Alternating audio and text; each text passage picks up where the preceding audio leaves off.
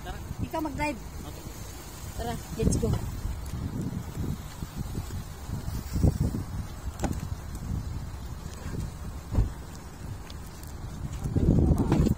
Ha? Saan tayo pupunta? Sa Adsman. Adsman tayo.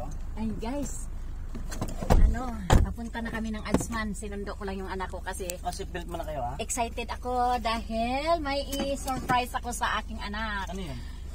Andito na yung license mo na. Oh? Congrats. Uy, Ayan. O, ano masabi mo? One try ka lang. nandito na. So, ano masabi mo sa license mo? Ay, salamat sa sumuporta sa akin. Ang asawa ko, si mama, lalo na yung nagtuturo sa akin na makapasa ako nitong lisensya ko. Siya talaga ang isang halimbawa ng mga rules na tinuro niya sa akin. Kaya napakabilis kung nakuha ang lisensya kong to. Wala pang isang buwan may lisensya na ako sa UAE. One try lang to. Maraming salamat talaga. Tara, alis tayo. I'm happy for you, Nak. I'm happy. Thank you, Congrats Ma. again. Congrats. Thank you.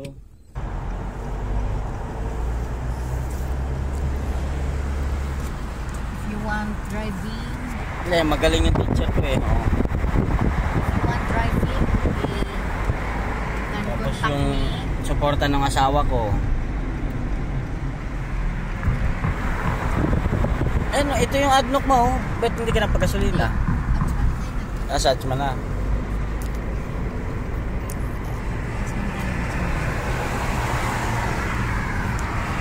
Wala lang isang buwan to. Nagkalisensya na tayo. Yes. So, yung mga pattern and technique ko, binibigay ko sa'yo, kailangan Siyempre, gagastos ako ng malaki kung wala yung mama ko. Buti na lang, nandito yung mama ko. Lahat ng mga dapat kong matutunan, matutunan ko. At awa ng Diyos, maliit lang din ang nagastos ko. Wala pang 2,000. Yes. Mga 1.6 lang yata, 1.7.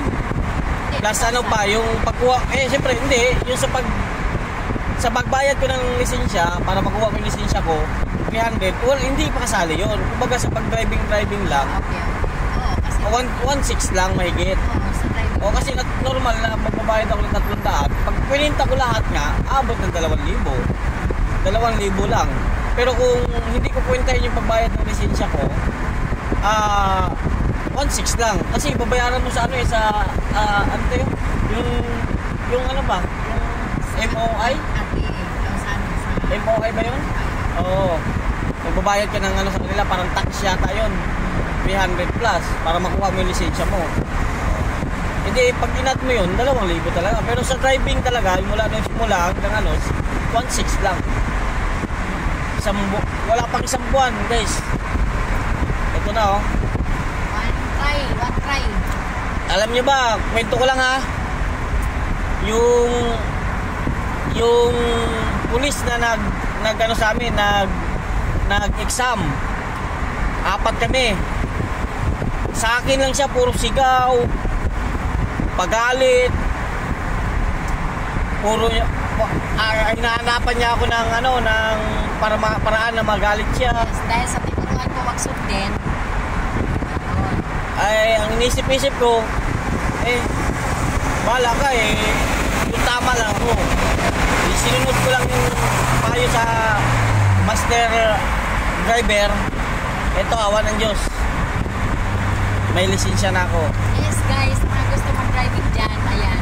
PM lang sa aking WhatsApp at saka sundin lang talaga ang aking mga tinuturo. Nagsimula ako ng open file December na ba, no? December 1, 2, mga ganon. Tapos by